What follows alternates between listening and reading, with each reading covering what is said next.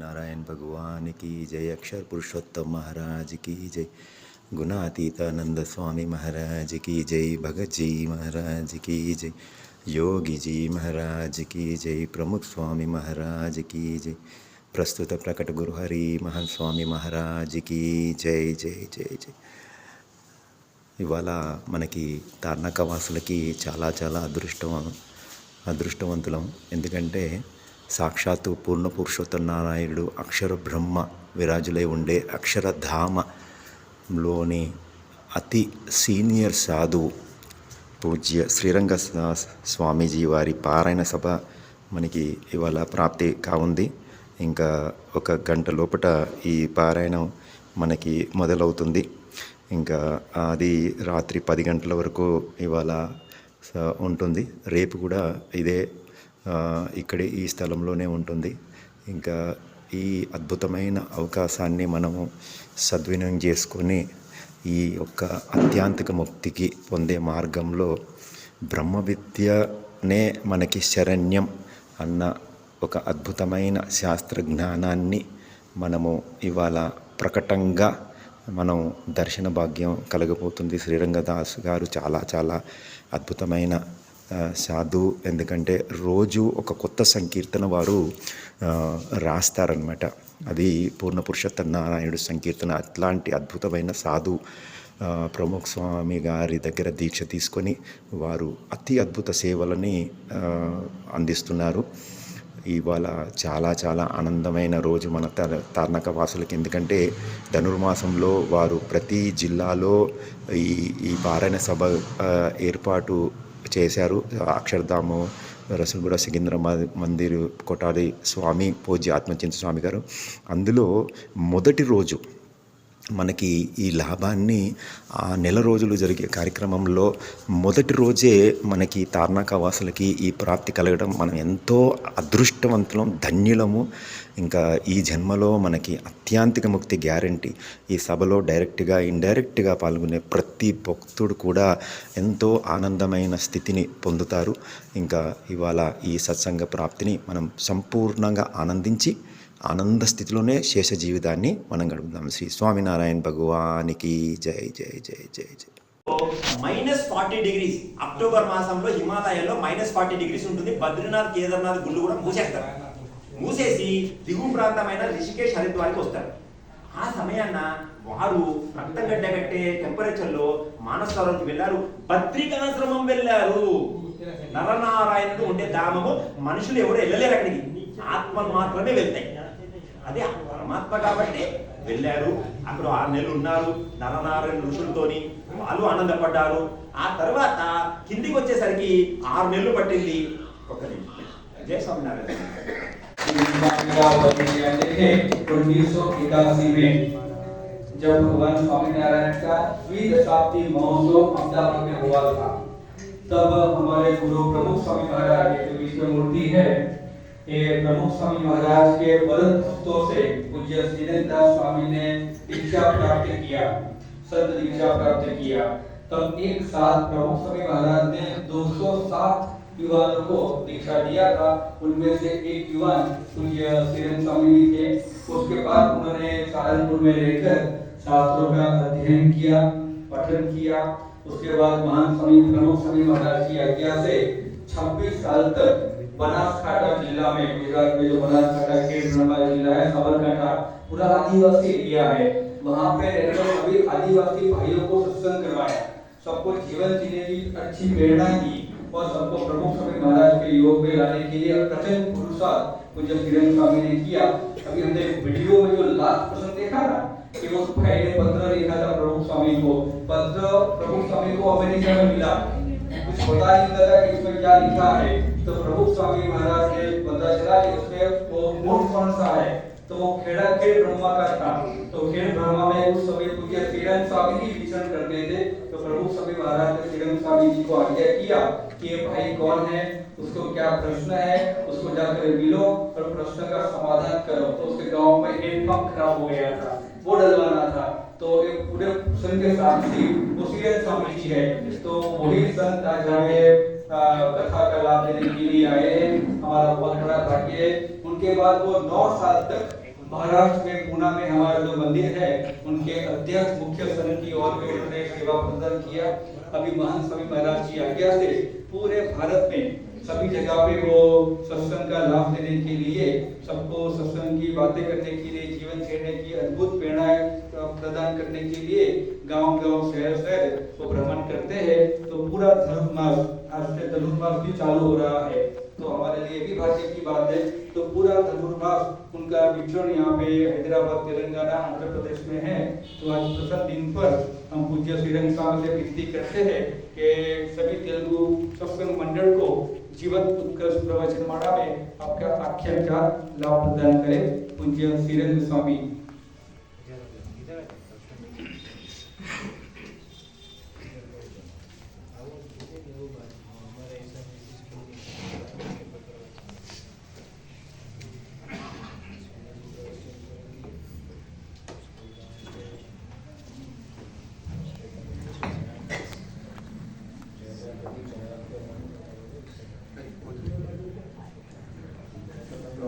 नारायणं वन्दे अक्षरपुरुषोत्तमो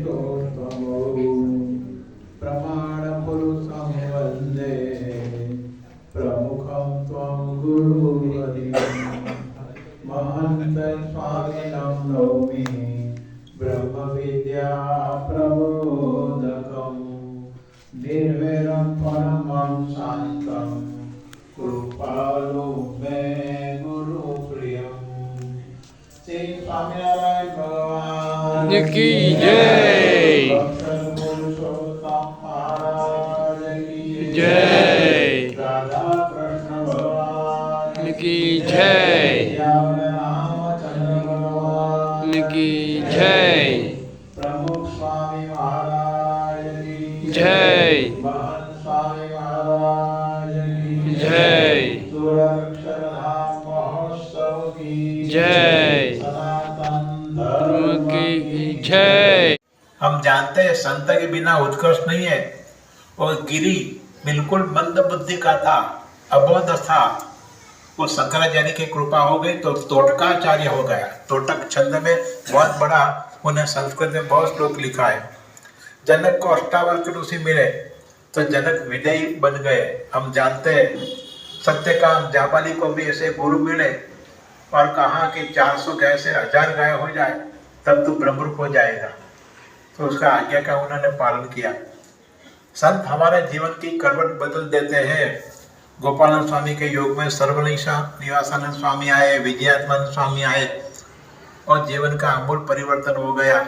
मेघनी के मान भावे और गुणातीतान स्वामी के संगति में मुंजो सोरू, वालेरो वरु, कामरोड़ के दाजी बई, ऐसे कई लोगों का जीवन लुटेरे थे, डकैती जैसे डकैती करते थे, परंतु संत के संगत से आमूल परिवर्तन होता है।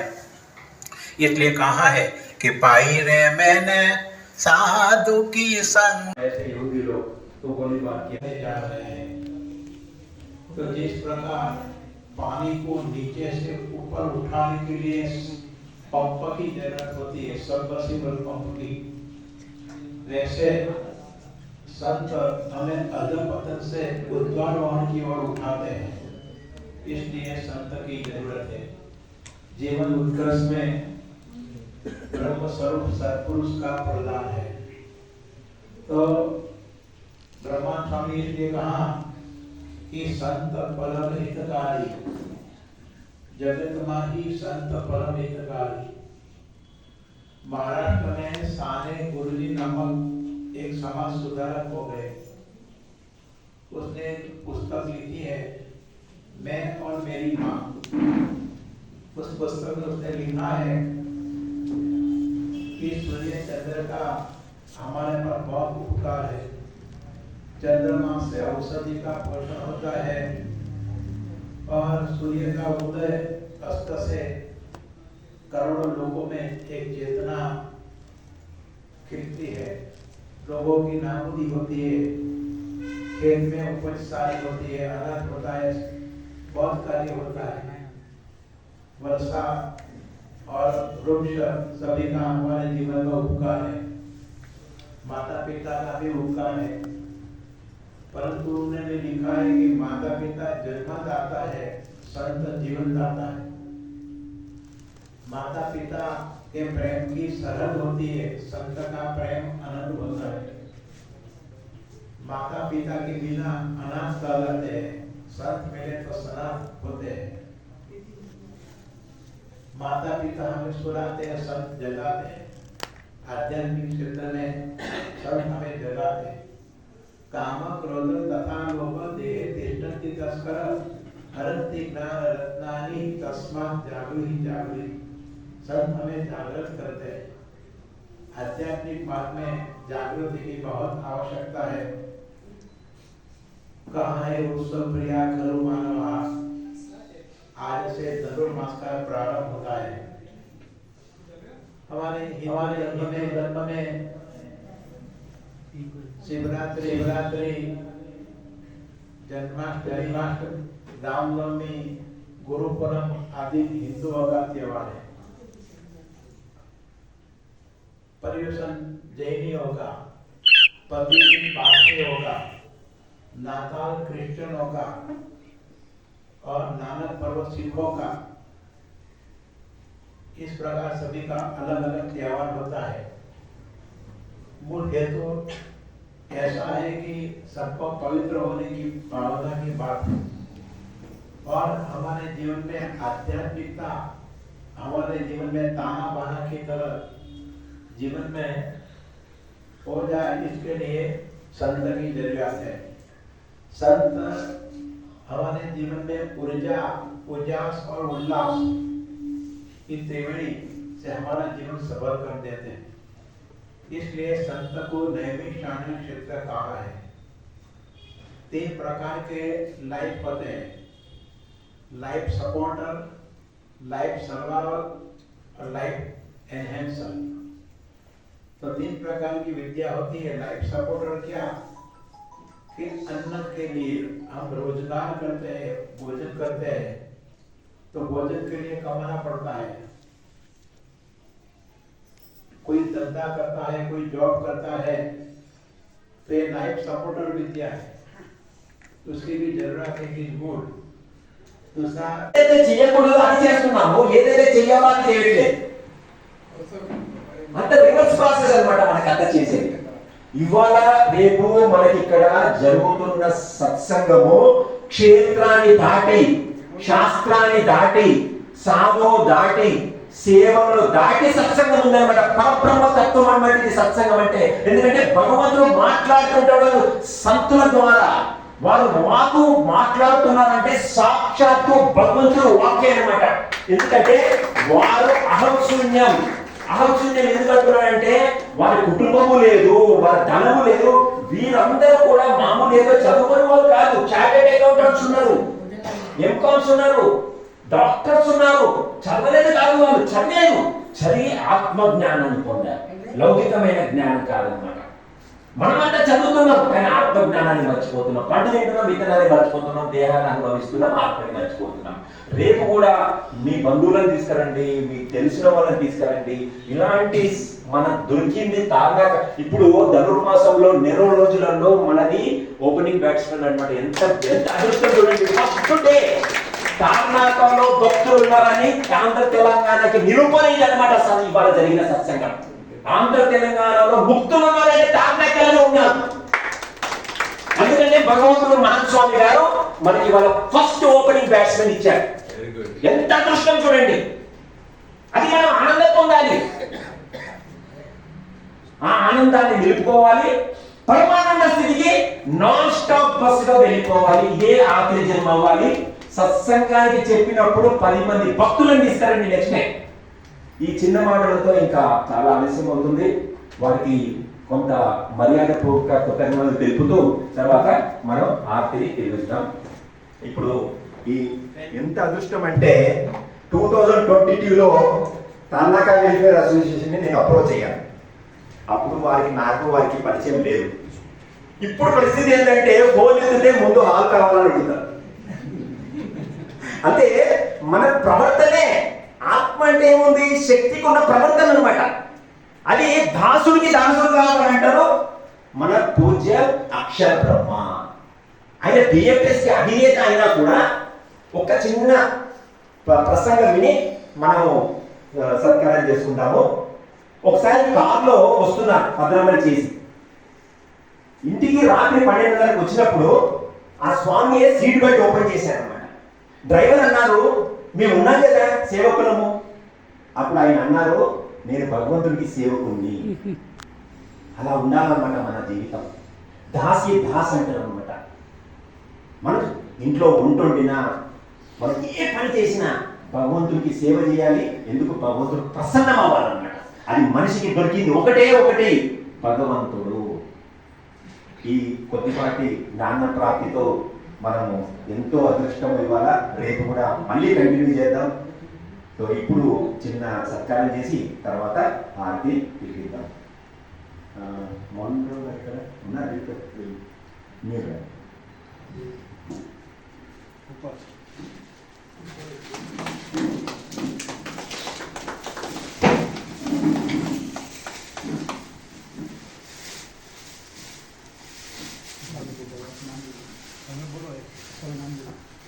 వీరు తామనాక వెల్ఫేర్ అసోసియేషన్ సెక్రటరీ గారు రామ్మోహన్ గారు. వారు మన పూజ్య శ్రీరంగ స్వామి గారికి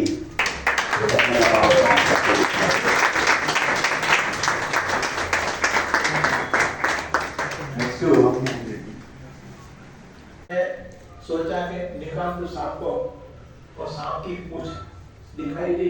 पूंछ पकड़ के खींचने का प्रयत्न किया, लेकिन इतने में क्या हुआ कि 80% सांप तो अंदर उतर गया पेट के अंदर। तो 20% बाहर था। तो सांप की पूंछ खींचने का प्रयत्न किया, लेकिन व्यर्थ, कुछ नहीं हुआ। फिर घबरा गया और सांप इधर से इधर जाता है, इधर से इधर घूमता है, इधर से इधर घूमता है। वो वहाँ का कोई इलाज नहीं, कोई अवसर नहीं होता है। वहाँ का कोई अवसर ही नहीं होता है। कई डॉक्टर लोग आ गए, बड़े बड़े चिकित्सक आ गए, ब्लड यूरिन टेस्ट किया, एक्सरे लिया, नतीजा कुछ भी नहीं, सांप तो दिखाई नहीं दिया।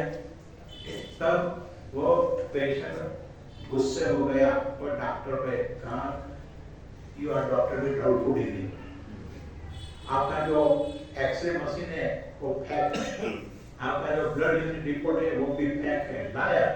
उसने कहा ये सब बकवास है, मैं नहीं मानता, मैं अपनी आंखों से देखा है सांप को। लेकिन वो हम था कौन उसको समझा। और 15 दिन में शरीर हड्डी हो गया, बिल्कुल दुबला हो गया, काम धंधा रोजगार बंद हो गया। फिर एक दिन ऐसा हुआ, ऐसा हैदराबाद जैसे बड़े सेंटर से कोई बड़ा से साइकियाट्रिस्ट आया डॉक्टर उनके घर, और उसके पेरेंट्स के साथ मीटिंग की। तो व्हाट्स द प्रॉब्लम? अरे सारे प्रॉब्लम का सिवा कुछ है ही नहीं, प्रॉब्लम ही प्रॉब्लम है, समस्या ही समस्या है। ठीक है, चिंता मत करिए, एक पेशेंट को मिले, ये क्या बात है? कौन आप पहले नॉर्मल टेस्ट किया, इधर उधर स्टेथोस्कोप रखते हैं इधर, पूछा तो कहा कौन कहते हैं सांप नहीं है? सांप है, मैं निकाल दूंगा। देखो, जीतने वाला अलग काम नहीं करते, अलग ढंग से काम करते हैं, ठीक डिफरेंटली। ये भी सोच है। जब सोच में मौज होती है तो जीवन में खरोच होती है। सोच में मौज नहीं होनी चाहिए, ठीक डिफरेंटली। आल्बर्ट मैकमोहन ने एक किताब लिखी है, आर्ट ऑफ रिफ्यूजिंग। किसी को मना करना तो कैसे करना, उसका कोई पुस्तक है कोई। अभी सब्जेक्ट नहीं है बात करने के, बात ही करूँगा, इनके इधर से करूँगा। मंदिर में आना, सुबह में कथा होती है, वहाँ बात करेंगे। तो उसने कहा कौन कहता है सांप नहीं है, सांप है, मैं निकाल दूंगा। तो खुश हो गया, सांप आप सच्चे डॉक्टर में, ये सब आप सच्चे डॉक्टर। तो खुश हुआ, चलो 50% रोग तो नाबूद हो गया, मेंटल हो गए, 50% रोग तो नाबूद हो गया, चल कुछ नहीं होगा। अब डॉक्टर मिल गए, अब तो रोग निकल जाएगा, सांप निकल जाएगा। उसने कहा आप शांति से सो जाओ, कल सुबह में आऊंगा और सांप निकाल दूंगा। तो खुश हो गया। जब अच्छा डॉक्टर मिल गया, सब लोग मना करते हैं ये सच्चा डॉक्टर है। फिर क्या हुआ कि दूसरे दिन वो सपेरा को लेके आ गया।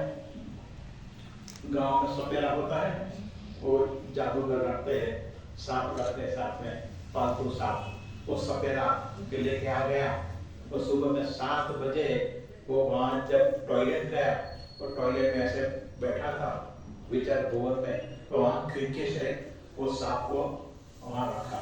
वो सपेरा ने उसके पास जो सांप था वो खिड़की से नीचे उतारा। वो तो ऐसे बैठा था पेशेंट को शांति से विचार भवन में, और वहाँ सांप ऊपर से नीचे उतरा। जैसे नीचे से गुजरा, उसने सोचा कि सांप निकल गया, उसने कहा सांप निकल गया, सांप निकल गया, बरसे में छुट कर भागा।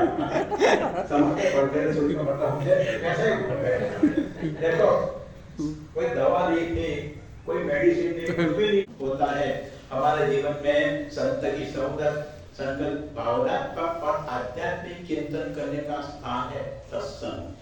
भावनात्मक और आध्यात्मिक चिंतन करने का मनुष्य मात्र की भलाई करना संत का लक्ष्य है।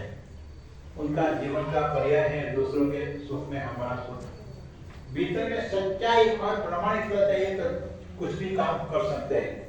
तुलसीदास ने मानस में कहा कि पर ये तो शरीर पर दुख बस जिनके पर हित बस जिनके मन माही तीनों वो जग कछु दुर्लभ नाही। जिसके मन में दूसरों की भलाई करने की तीव्र तड़पन है, भीतर में तपिश चाहिए, न बुझने वाली आग चाहिए, तब काम होता है। Only desire changes nothing, decision changes something, from determination changes everything, from determination is half done। तो भीतर में तड़पण होनी चाहिए, परिचित राजा जैसी मोक्ष प्राणी की तड़पण होनी चाहिए। मनुष्य सही रूप में अगर धर्म को समझे तो उसका वाणी, वर्तन और व्यवहार एक सलीका होना चाहिए। When you walk your talk, people listen। हमारी कथनी और करनी एक होनी चाहिए। अंग्रेजी में कहावत है, small mind discuss people, great mind discuss philosophy, enlightened mind leave philosophy. जीवन में करनी और कथनी एक होनी चाहिए।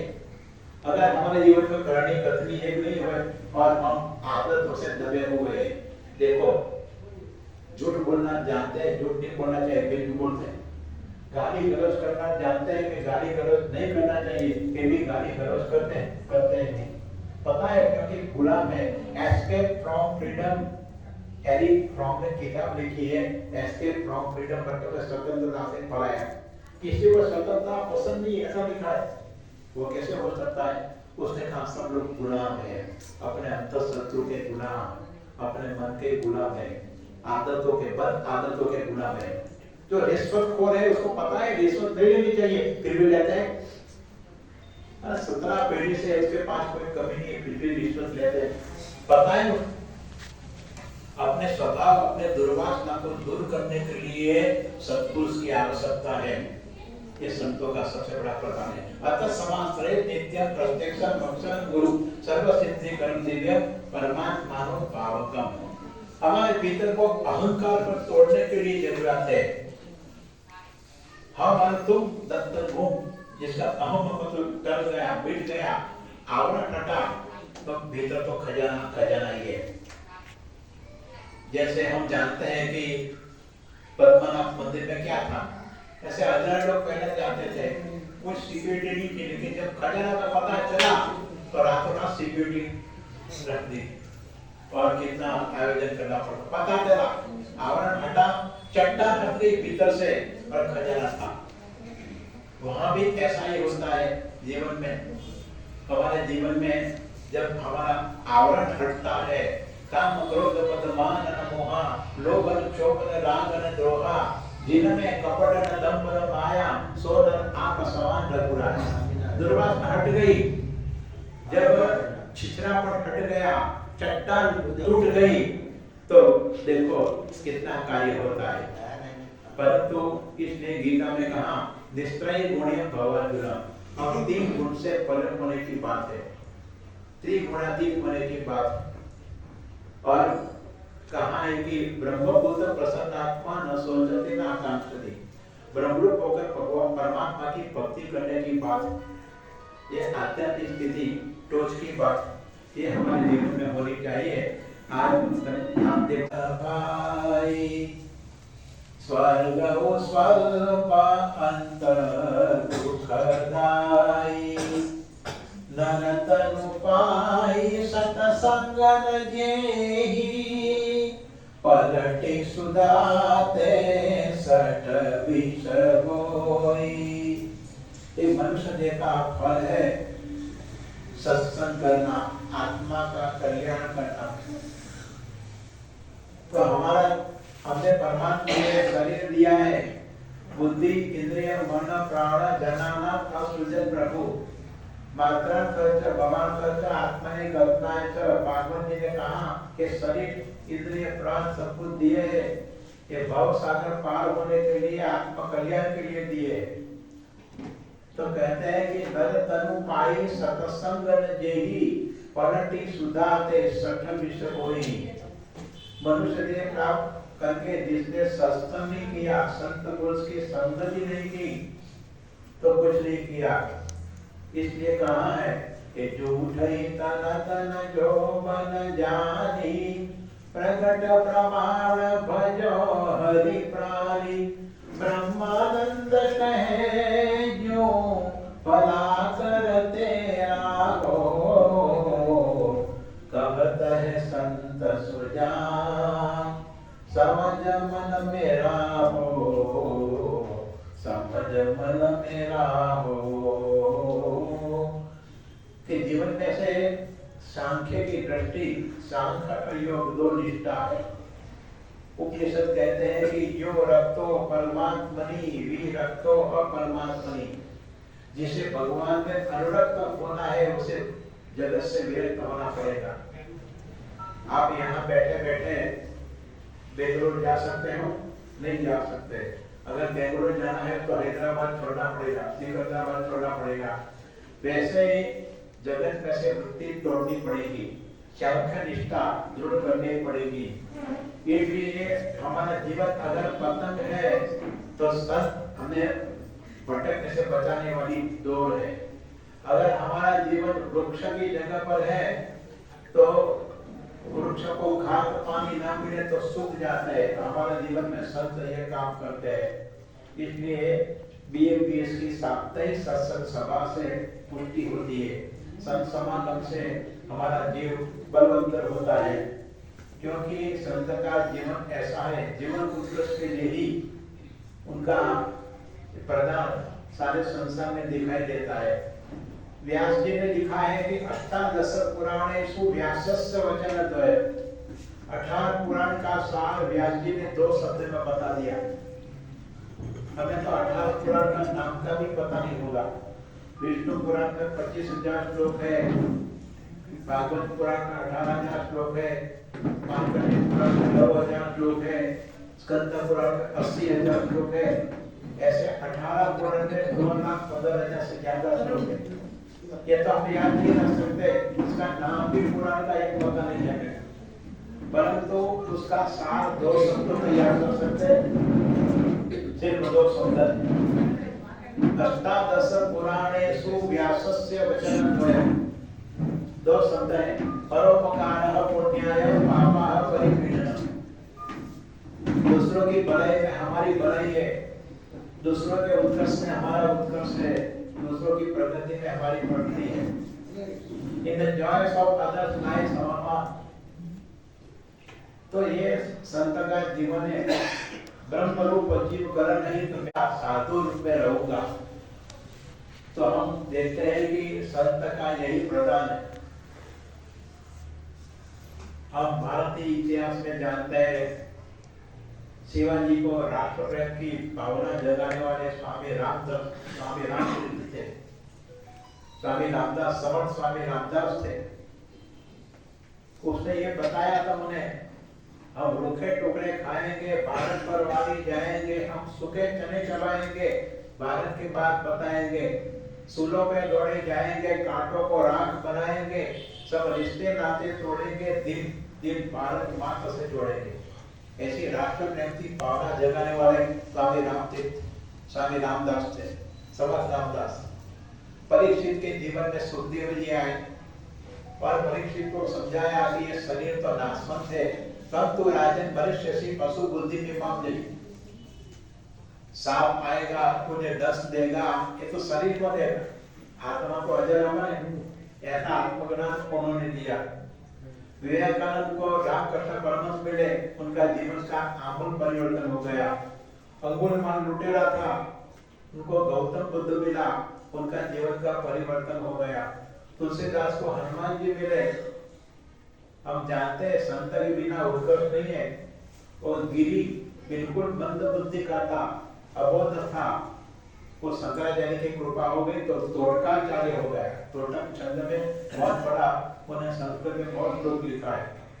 जनक को अष्टावक्र ऋषि मिले तो जनक विजयी बन गए। हम जानते हैं सत्यकाम जापानी को भी ऐसे गुरु मिले और कहा कि 400 गाय से 1000 गाय हो जाए तब तो प्रभु हो जाएगा, तो उसका आज्ञा का उन्होंने पालन किया। सब हमारे जीवन की करवट बदल देते हैं। गोपाल स्वामी के योग में सर्वनिशा निवासानंद स्वामी आए, विजयानंद स्वामी आए और जीवन का आमूल परिवर्तन हो गया। मेघनी के मान भाव है और गुणातीतानंद स्वामी के संतति में मुंजो सोरू वालेरो वरु कामरोड़ के दाजी भाई, ऐसे कई लोगों का जीवन लुटेरे थे, डकैती जैसे डकैती करते थे, परंतु संत के संगत से आमूल परिवर्तन होता है। ये कहा है कि पाई रे मैंने साधु की संगत पाई, साची कमाई में बैठ न पाई, दिन दिन बढ़त सवाई। पाई रे मैंने साधु की संगत पाई, रंका वंका जात का वंका, तर गए जात कसाई। पाई रे मैंने साधु की संगत पाई, कोटि जन्म के क्लेश जावे, मिटत है भव की भवाई। पाई रे मैंने साधु की संगत पाई, संसार स्वार्थ दुख सगाई, हरि बिन कौन सुखदाई। पाई रे मैंने साधु की संगत पाई। ऐसे आमूल परिवर्तन संत की संगत से होते हैं, क्योंकि हमारे जीवन में भ्रम मिटाते हैं। हमारे जीवन में अवरोध में होते हैं कई लोग, हम टेढ़े रास्ते लेते हैं, टीले वाले रास्ते लेते हैं। जीवन में क्या करना है, हमारा कोई परम लक्ष्य ढूंढते हैं तो संत ढूंढते हैं। फ्रैंकलिन जॉन्स ने किताब लिखी है, उसका नाम है नो रेमेडी। पुस्तक का नाम है कि इस फिल्म के प्रोसेस से आधारित एक वीडियो शो है जिसका हम लाभ प्राप्त करने वाले हैं। तो कुछ समय में हम ये वीडियो प्राप्त करेंगे। उसके बाद पूज्य श्रीधर स्वामी जी आज पहली दिन है हैदराबाद का जो उनका प्रोग्राम है 1 महीने का, उसमें सबसे पहला दिन हमें दिल को संबोधन के लिया है। तो पूज्य श्रीधर स्वामी का खूब आभार व्यक्त करते हैं कि आपने सर्वप्रथम पहला दिन हमें दिल को सत्संग के लिए दिया। तो आज जो दिन हमें पूज्य श्रीधर स्वामी का जीवन उत्कर्ष प्रवचन माला में विविध विषयों के आधारित हमें जीवन लक्ष्य मार्गदर्शन प्राप्त होगा। तो अभी हम वीडियो दर्शन में जुड़ेंगे। నా ఇంటి నుండి నడుచుకుంటూ బయలుదేరాను. మనసులో ఎంతో బాధ నింపుకొని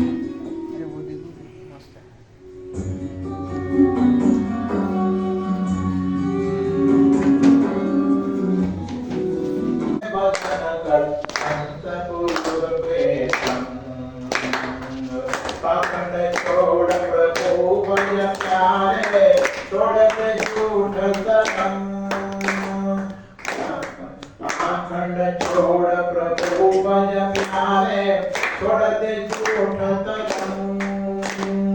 बोल वचन दे आयो जग में, बोल वचन दे आयो जग में, करे वचन क्यों भंग।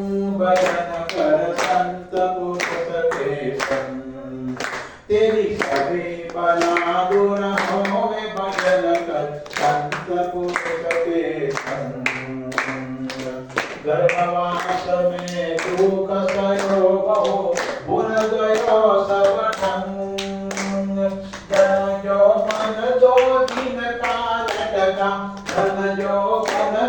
दिन कालक का जैसे रूप पतंग भजन कर संत पुरुष के संग तेरी सभी बहादुर होवे भजन कर संत पुरुष के संग महान स्वामी की शरण ग्रहीणे हृदय कोमल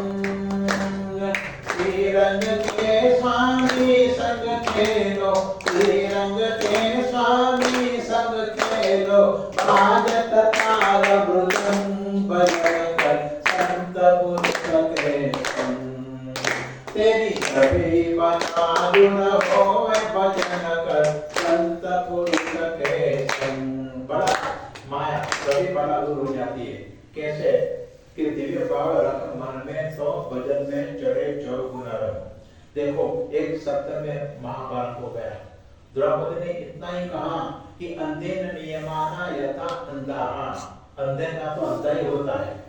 इतने तो क्या हुआ, एक वाक्य में 48 लाख लोगों की मृत्यु हुई महाभारत में। एक ही बात ये भगवान, अगर जमान पे जो डैम बांधना बहुत बड़ी बात है, वो नर्मदा से बहुत बड़ा प्रोजेक्ट है। जमान पे डैम बांधना बहुत बड़ा है।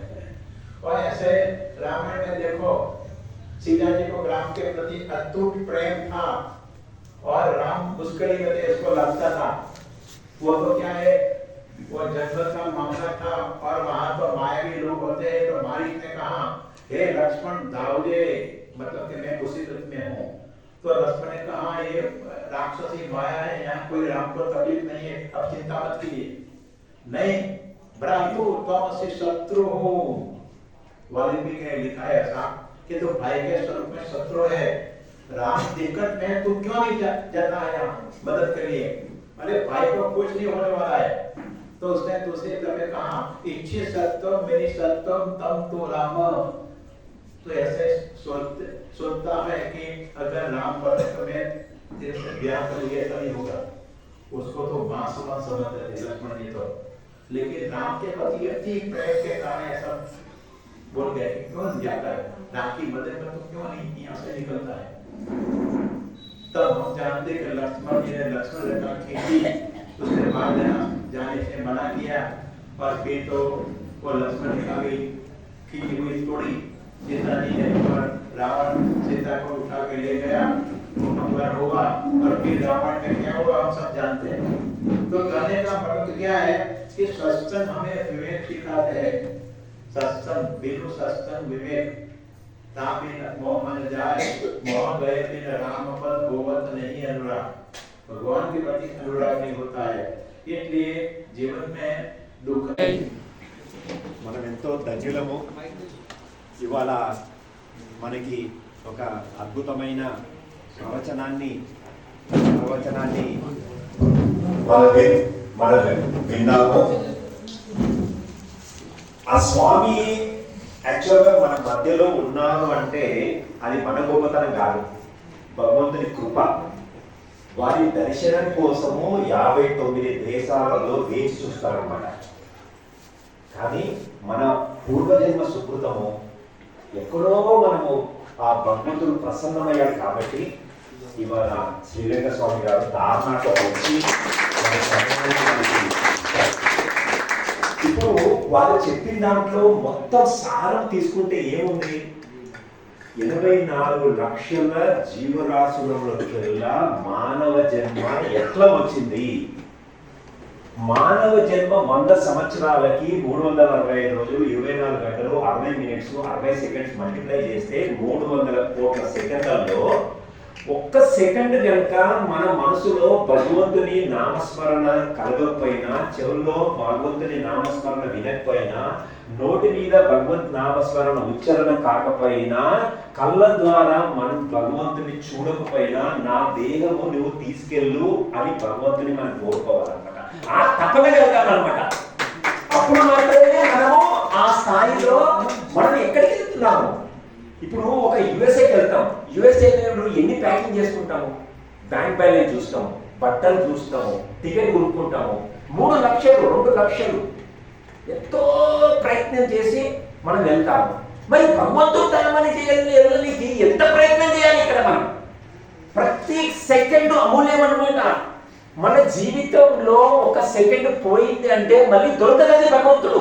ఎందుకంటే 84 లక్షల శరీరాలు గుళ్ళకు రావు. చెట్లకైతే నడిచే యోగ్యత లేదు. పంచభూతాలలో ఆత్మ ఎక్కడుందో ఎవరికి తెలియదు. మనకి ప్రాప్తి అయింది. ఆ ప్రాప్తి అయిన జన్మని మనం ఉపయోగం చేసుకోవాలి. మళ్ళీ మానవ జన్మ కలుగుతుందో మనం ఆ భగవంతుడు నామంలో కూర్చుంటామో ఆ భగవంతుడికే తెలుసు.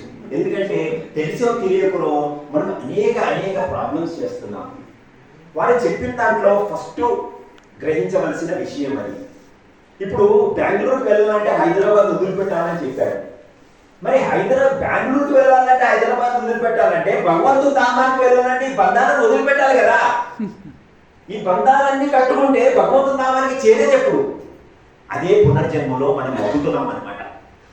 అది మనకి తెలియట్లేదు.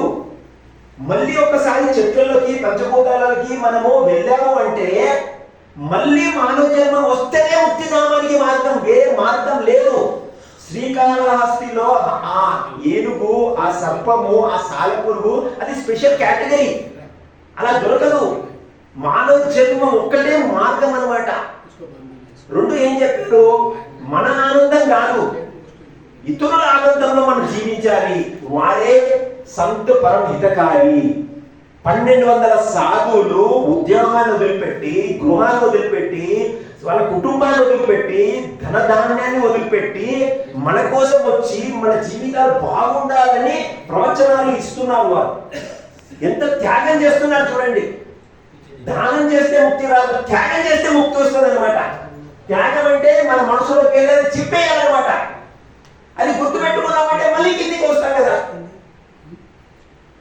మనకి 3 విషయాల మీద ముక్తి కలగట్లేదు. ఒకటి కనకము, రెండోది కామము, మూడోది పేరు ప్రతిష్ట. के लिए आगे आएंगे पुरुष हरिभक्त, महिला हरिभक्त है वो विदाई दे सकते हैं।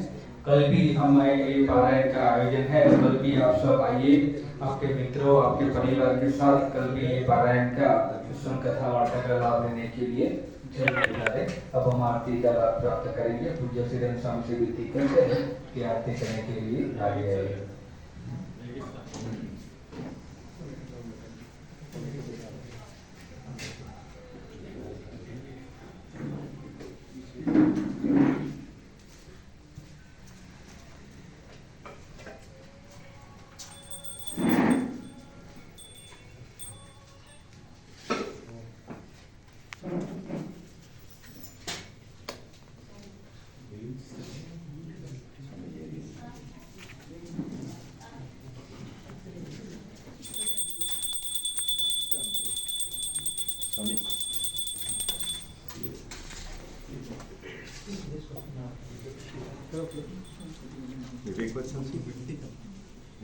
श्री स्वामी भगवान की जय।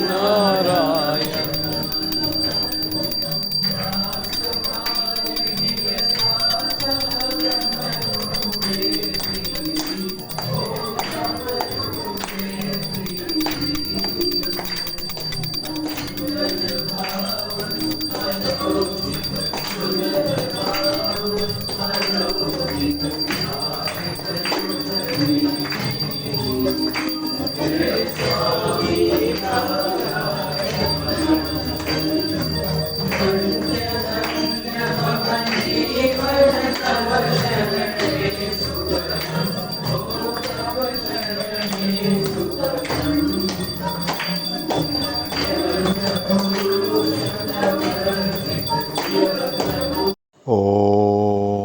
स्वामिनारायणाय नमः।